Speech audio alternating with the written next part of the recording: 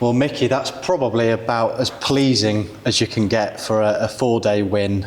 Just kind of sum up that and your feelings right now. Yeah, look, absolutely stoked. I thought we were outstanding this game. I said after Lancashire, I thought we weren't accurate enough in our skills.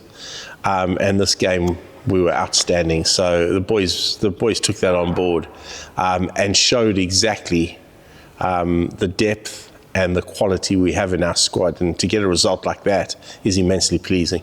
Not only to do it win by an innings, but that is a back-to-back games here at Derby where we've made teams follow on against good sides on paper.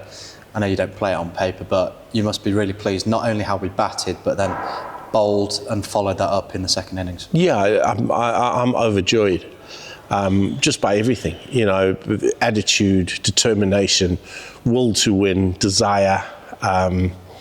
It's all there, and you know, winning becomes a habit. You know, we've spoken a lot about being a team that's hard to beat, and of course we want to be that, but we want to take the next step, and that's being a team that wins and wins consistently, and getting over the line in games is.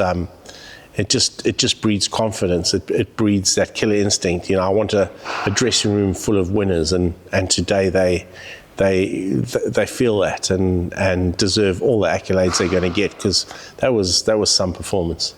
Caleb Jewell, master 100 there. His first one for Derbyshire. That's kind of what you want your overseas to do, really.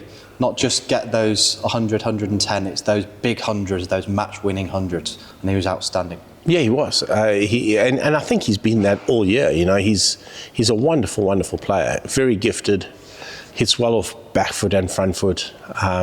He's a superb player. And to watch him go about his business this game, he was incredibly determined, because he felt he had let us down by not getting 100 so far in the county championship.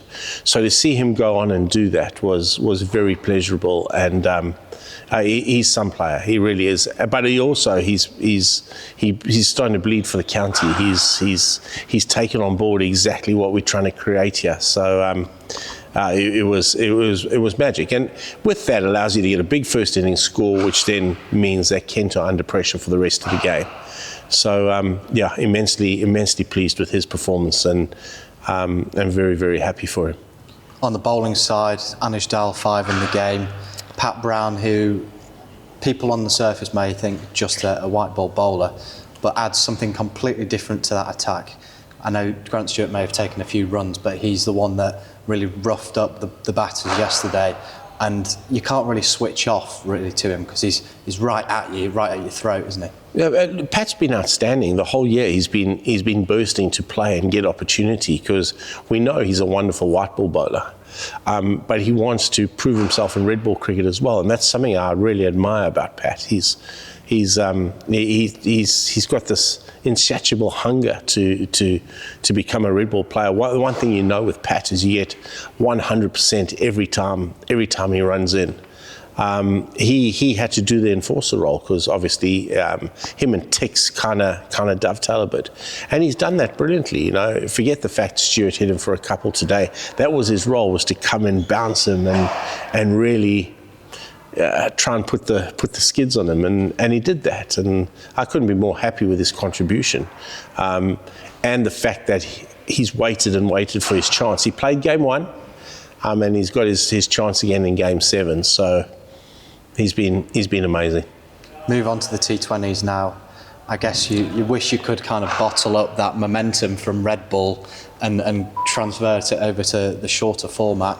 Obviously the momentum and the morale is sky high, but you've got players like Samit, like Ross coming in, and their energy is just going to take it to the next level. Yeah, we've got some very, very good cricketers coming into this team now.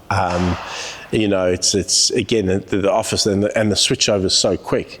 My office is like a bit of a train station at the minute, with now trying to give out, we're trying to save and enjoy this win, but we've got to transition quick into the white ball, and it's just a matter of now giving clear role clarity, so that everybody knows exactly where they fit in, what it means to them, and how they're going to how they fit into the team going forward. So it is a busy period for us as a squad, but the guys are ready now to transition into that white ball and to get Summit, Ross, and Aaron Donald comes in.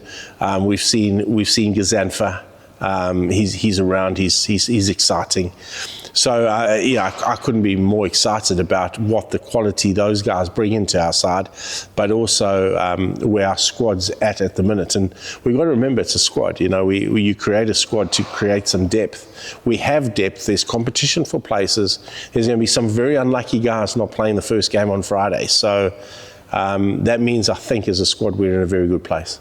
Just a final word. Mohamed Gazanfa did arrive, like you said.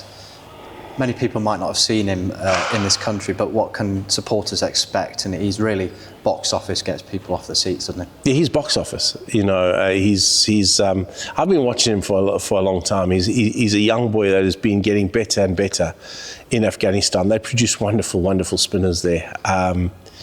He is going to be he's generation next in terms of white ball. Mumbai Indians are all over him. He's with Mumbai Indians most of the time. He is Generation X and box office, and just can't wait to see what he brings to our side. I think he's that missing link is to what we wanted last year and what we analysed at the end of the season and found that we kind of didn't have. He's that extra link there for us. Cheers, Mickey, and once again, well done. Thank you.